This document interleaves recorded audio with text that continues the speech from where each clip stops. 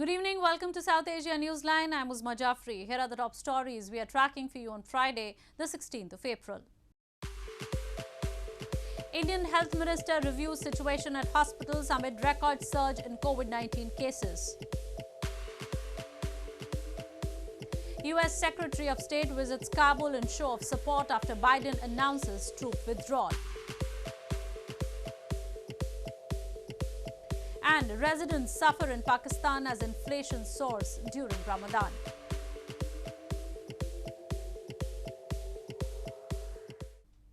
And now for all the details.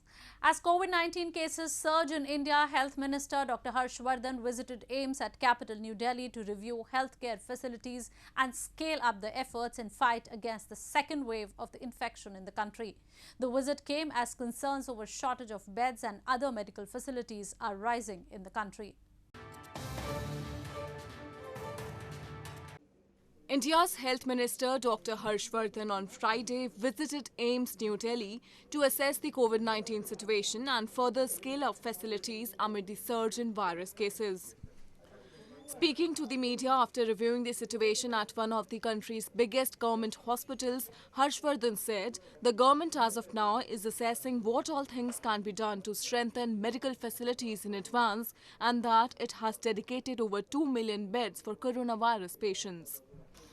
The remarks came as many states in the country are complaining of shortage of beds and many other medical facilities as hospitals are overwhelmed amid rise in number of COVID-19 patients. क्योंकि देश भर में cases की संख्या बढ़ रही है, इसलिए सभी जगह हम लोग अभी मैं अस्पतालों में खुद भी जाकर इस बात का असेसमेंट डॉक्टर से सबसे बात करके करने का प्रयास कर रहा हूं कि हमें और क्या-क्या तैयारियां, यद्यपि पिछले साल में आप जानते हैं कि जब हमने कोविड के खिलाफ जंग शुरू की तो हर फ्रंट पर हमारे पास तकलीफ थी, कमी थी, लेकिन अनुभव से हम लोगों ने सीखा.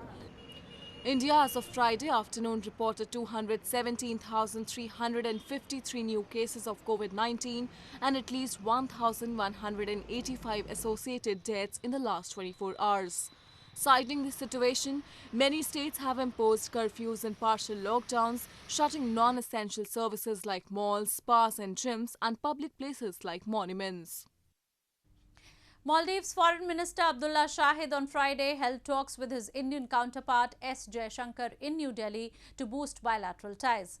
During his 4-day visit, Shahid also attended the Raisina Dialogue, India's flagship conference on geopolitics and geo-economics. Maldives Foreign Minister Abdulla Shahid held talks with his Indian counterpart S. Jaishankar as the two leaders met in New Delhi on Friday to boost bilateral ties. India and Maldives have had fluctuating relations in terms of diplomatic and defence ties, with mostly on the positive side. During his 4-day visit, Abdulla Shahid also attended the Raisina Dialogue, India's flagship conference on geopolitics and geoeconomics. In a tweet, Jaishankar appreciated Shahid's participation in the conference and said, during talks they noted steady progress in partnership and agreed to enhance cooperation. Well, we believe that the Indian Ocean is a zone of peace and security that is essential to be stable and prosperous for the prosperity of the Maldives. And we are working with all our friends to make sure that it remains the same. Maldives is India's key maritime neighbour in the Indian Ocean region. India has helped Maldives in improving its surveillance capabilities in the recent past and has permanently based its 2 helicopters there and other technological aids in defence. In news from Afghanistan, US Secretary of State Antony Blinken made an unannounced visit to Kabul on Thursday to show support to the Afghan government and civil society following President Joe Biden's announcement that America was pulling out its troops after nearly 20 years of war. Blinken tried to reassure Afghan President Ashraf Ghani that despite the departure of American troops, the US would remain committed to Afghanistan. US Secretary of State Antony Blinken made an unannounced visit to Kabul on Thursday to show support for the Afghan government and civil society a day after President Joe Biden said he was pulling out American forces after nearly 20 years of war. Blinken, arriving in Kabul after attending NATO talks in Brussels, met with Afghan President Ashraf Ghani, whose government remains embroiled in fierce fighting with Taliban insurgents, while a US-backed peace process is shrouded in uncertainty. He also met with Abdulla, the head of Afghanistan's High Council for National Reconciliation, who expressed support for the US decision. In his meeting with Ghani, Blinken assured Ghani that the United States would remain committed to Afghanistan. During a press conference at a heavily fortified US embassy, Blinken warned the Taliban that any attack on American troops as they pulled out would be met with a very forceful response. From our experience of the last 20 years is that there is no military solution to the conflict that remains here.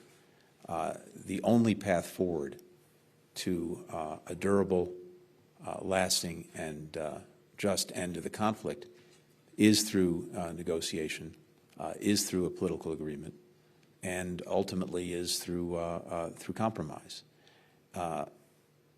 And I hope that the Taliban understands that as well. The foreign troops' withdrawals have raised concerns that the country could erupt in full-scale civil war, providing Al-Qaeda space in which to rebuild and plan new attacks on US and other targets.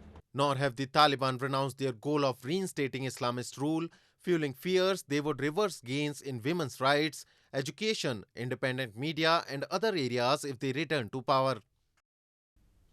In news from Pakistan, Saad Hussain Rizvi, the chief of the banned radical Islamist party Tehreek-e-Labbaik Pakistan, has urged his followers to immediately end all protests and road blockades, according to an aide of Pakistan's Prime Minister.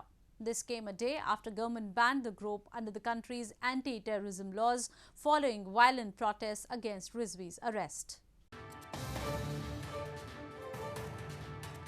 Saad Hussain Rizvi, the chief of the banned far-right religious party TLP, the Tehreek-e-Labbaik Pakistan, has asked his followers to immediately end all protests and road blockages, according to Shahbaz Gill, the special assistant to Pakistan's Prime Minister Imran Khan on political communication. A post on Twitter by Gill with the caption saying Saad Rizvi's latest statement showed the photo of a handwritten note by the TLP chief, urging workers of the party to disperse peacefully and cooperate with law enforcement agencies. This came a day after Pakistan's federal cabinet on Thursday approved a ban on the TLP under the country's anti-terrorism laws, after violent protests by the group over the past 3 days against the detention of Rizvi, who had threatened to hold rallies denouncing French cartoons that mocked the Prophet Muhammad.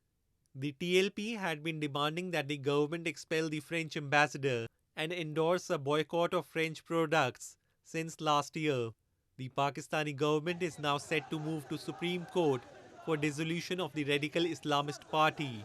However, it could be difficult to enforce ban on TLP, which is backed by a majority Sunni sect of Islam with a following of tens of thousands. More on news from Pakistan. As Muslims across the world are celebrating Ramadan, residents in Pakistan's Karachi city are dreading about the hike in prices of food items during the Islamic holy month. Ramadan may be a month of fasting, but for many Muslims, it also involves a gastronomical feast.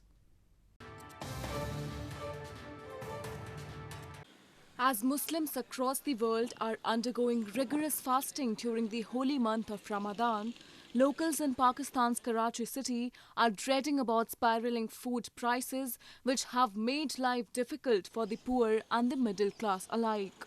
Ramadan may be a month of fasting, but for many Muslims, it also involves a gastronomical feast.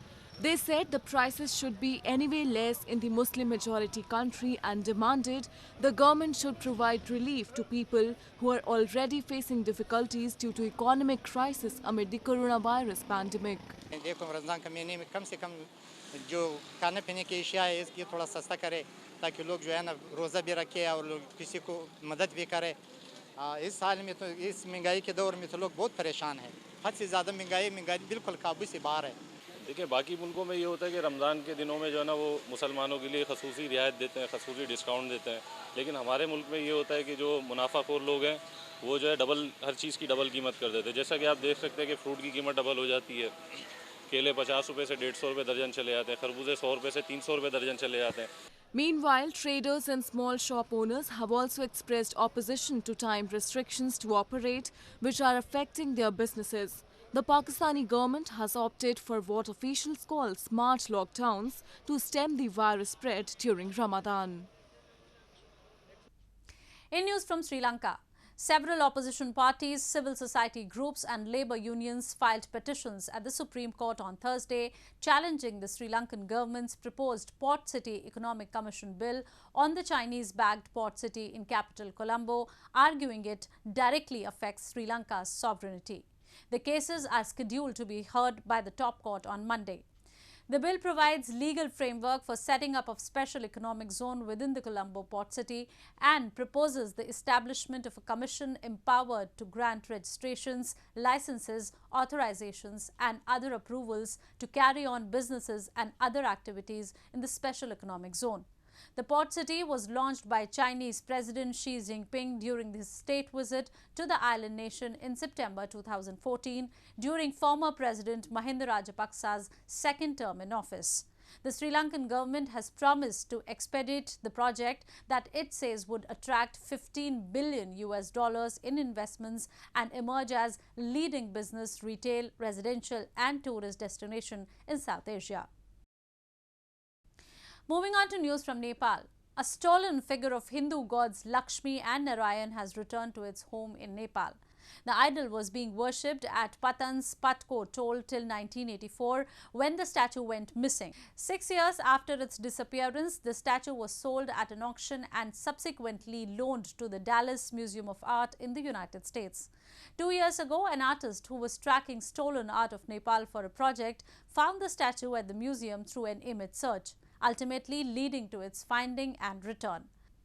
The figure was officially handed over to the Nepal embassy in the US at an official ceremony last month after the Nepali authorities provided evidences proving its origins to the Himalayan nation.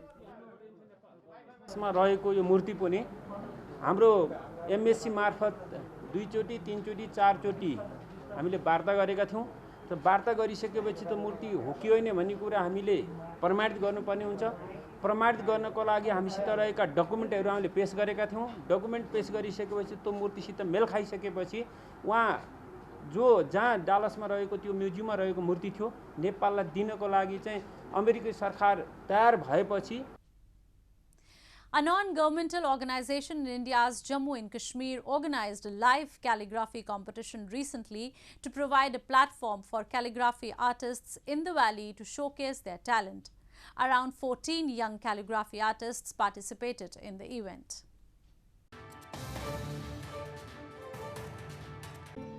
A non-governmental organization in India's Jammu and Kashmir Union Territory organized a live calligraphy competition to provide a platform for calligraphy artists in the valley where they can showcase their talent. Around 40 young calligraphy artists participated in the event, which was solely aimed at encouraging the artists who were keen to showcase their calligraphic skills to the audience. Live calligraphy competition है तो इससे क्या होगा कि जो art है उसको हम रियल लाइफ से निकाल के रियल लाइफ पे ग्राउंड लेवल पर प्रमोट करेंगे जो आर्टिस्ट है जिनका जो टैलेंट है वो प्रमोट होना चाहिए लोग उसको पहचानने जाने चाहिए तो इसीलिए as a token of love हमने इनमें प्राइजेस भी रखे हैं According to locals, technology has overpowered calligraphy, the traditional art form of Kashmir. Calligraphy in Kashmir is an ancient art which suffered during the times of insurgency, but now the interest in the art is reviving. Well, that's all we have for you from South Asia this evening. Now our viewers can watch the show on southasianewsline.com. You can also visit us on facebook.com/SAsiaNewsline and follow us on Twitter @SAsiaNewsline. That's all in tonight's edition. We will see you same time next week. Have a great weekend. Good night.